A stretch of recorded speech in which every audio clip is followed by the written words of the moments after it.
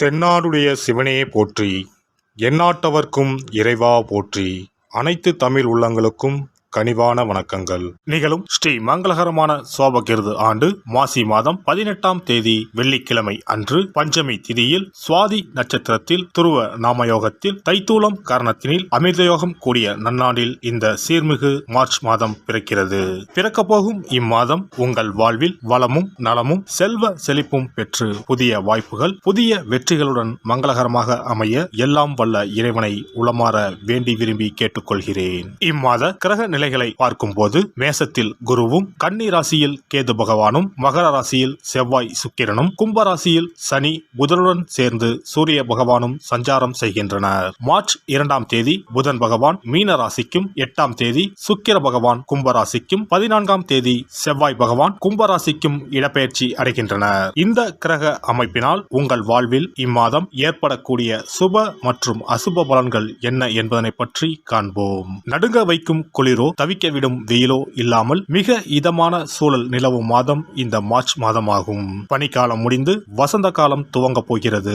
மாசி மாதத்தின் பிற்பகுதியும் பங்குனி மாதத்தின் முற்பகுதியும் இணையும் மாதம் இந்த மார்ச் மாதமாகும். கும்ப மாதமும் மீன மாதமும் இணைந்த இந்த மார்ச் மாதத்தில் பல திருப்பங்கள் உங்கள் வாழ்வில் நடைபெற உள்ளன. கும்பராசி அன்பர்களே, இம்மாதம் அனைத்து காரியங்களிலும் வெற்றி உண்டாகும். பணவரவு மகிழ்ச்சி தருவதாக இருக்கும். புதிய வாகனம் வாங்கும் யோகமும் உண்டாகும்.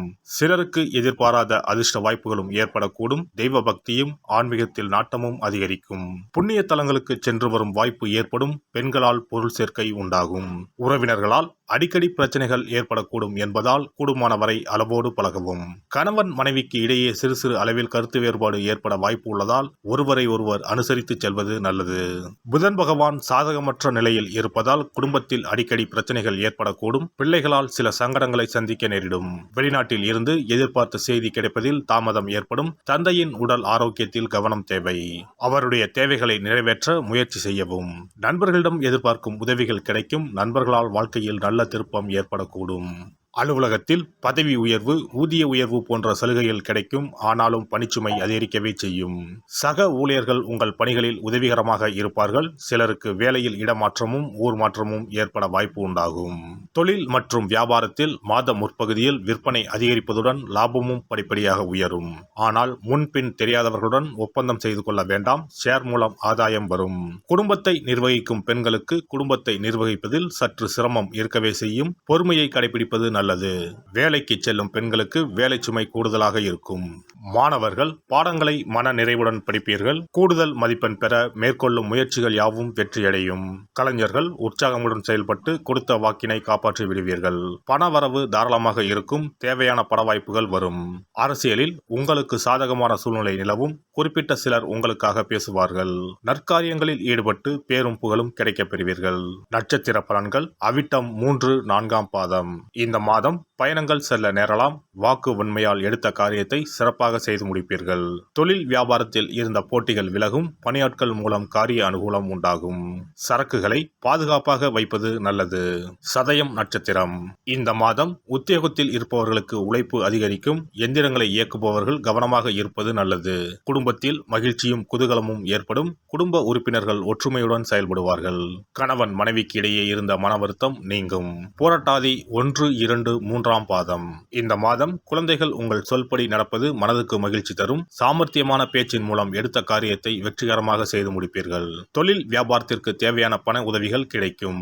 மாரியம்மனை தீபம் ஏற்றி வழிபட எல்லா துன்பங்களும் நீங்கும். காரிய வெற்றி. இனி இந்த மார்ச் மாதத்தில் மகா சிவராத்திரி எப்போது, இந்த நாளுக்கு அப்படி என்ன சிறப்பு என்பதனை பற்றி காண்போம். சிவபெருமானுக்கு எத்தனையோ திருநாமங்கள் உள்ளன. அவற்றில் மிக உயர்வானதாக சொல்லப்படுவது மகாதேவன் என்ற திருநாமம்.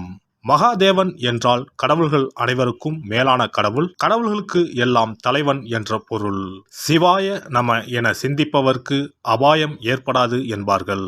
அப்படி கர்ம வினைகளில் இருந்தும் அனைத்து விதமான துன்பங்களில் இருந்தும் விடுபடுவதற்கு சிவனே கதி என சிவபெருமானை சரணடைவதற்கு ஏற்ற நாள் மகா சிவராத்திரி தினமாகும்.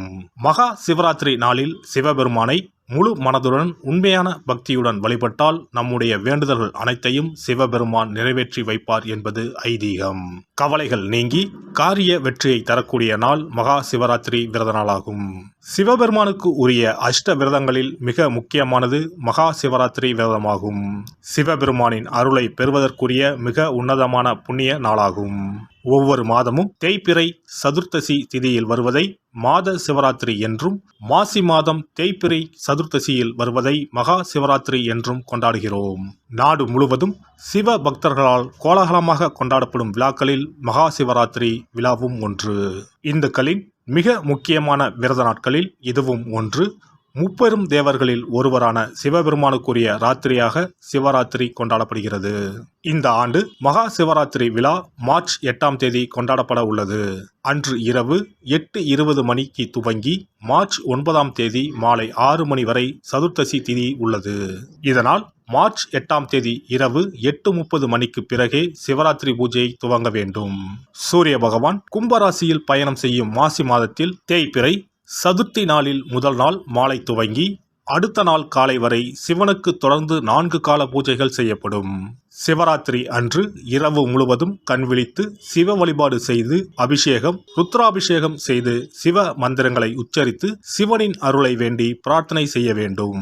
ஆன்மீகத்தில் உயர்ந்த நிலையை அடைவதற்கும், துன்பங்கள் மற்றும் பாவங்களில் இருந்து விடுபட்டு மோட்சத்தை அடைவதற்கும் ஏற்ற நாள் இதுவாகும். மகா சிவராத்திரி அன்று அதிகாலையில் எழுந்து புனித நீராடி வீட்டை சுத்தம் செய்து பூஜை அறையில் விளக்கேற்றி வைக்க வேண்டும். பிறகு மாலையில் சிவன் கோவிலுக்கு சென்று அங்கு நடக்கும் அபிஷேகம், பூஜைகளில் கலந்து கொள்ள வேண்டும். அன்று சிவலிங்கத்திற்கு பஞ்சாமிர்த அபிஷேகம் செய்வதும் வில்வ அர்ச்சனை செய்வதும் மிக சிறப்பானதாகும். மகா சிவராத்திரி நாளில் எத்தனை முறை முடியுமோ அத்தனை முறை பஞ்சாட்சர மந்திரமான ஓம் நம சிவாய மந்திரத்தை உச்சரிக்க வேண்டும். இது தவிர சிவபுராணம் பாராயணம் செய்வது மிகவும் சிறப்பானதாகும். இந்த நாளில் ருத்ராபிஷேகம் செய்வதும் கோவில்களில் நடக்கும் ருத்ராபிஷேகத்தில் கலந்து கொள்வதும் மிகவும் சிறப்பானதாகும். இந்த முறையில் மகா சிவராத்திரி விரதம் இருந்தால் முந்தைய 3 பிறவிகளில் செய்த பாவங்கள் நீங்கும். மனக்கவலைகள், நோய்கள், வறுமை நிலை ஆகியன நீங்கும். அதோடு வாழ்வில் அனைத்து விதமான இன்பங்களும் உயர்வும் கிடைக்கும். நாம் செய்யும் வழிபாடு, பூஜை ஆகியவற்றிற்கு 2 மடங்கு பலனை தரக்கூடியது மகா சிவராத்திரி விரதமாகும். சிவபெருமானை வணங்குவதற்கும் அவரின் அருளை பெறுவதற்குமே அவருடைய ஆசி இருந்தால்தான் முடியும். அதனால்தான் அவன் அருளாலே அவன் தாள் பணிந்து என்ற அற்புதமான வாசகத்தின் மூலம் நாம் அறிய முடிகிறது. சிவ அருளை பெற வேண்டும் எனில் அது அத்தனை சுலபமான காரியம் கிடையாது. சிந்தையிலும் செயலிலும் சிவனையே நினைத்து ஒவ்வொரு காரியத்தையும் செய்ய வேண்டும். அப்பேற்பட்ட சிவபெருமானின் அருளை பெற எளிமையான ஒரு நாளை பற்றித்தான் இப்பொழுது நாம் தெரிந்து கொண்டோம். எல்லாம் வல்ல இறையருளால் நீங்களும் உங்கள் அன்பு குடும்பமும் உடல் நலம், நீலாயுள், நிறை செல்வம், உயர் புகழ், மெய்ஞானம் ஓங்கி வாழ்க வளமுடன். இந்த வீடியோ உங்களுக்கு பிடிச்சிருந்தா லைக் பண்ணுங்க, ஷேர் பண்ணுங்க அண்ட் சப்ஸ்கிரைப் பண்ணுங்க. பக்கத்துல இருக்க பெல் ஐகானை கிளிக் பண்ணுங்க. நன்றி, வணக்கம், வாழ்க வளமுடன்.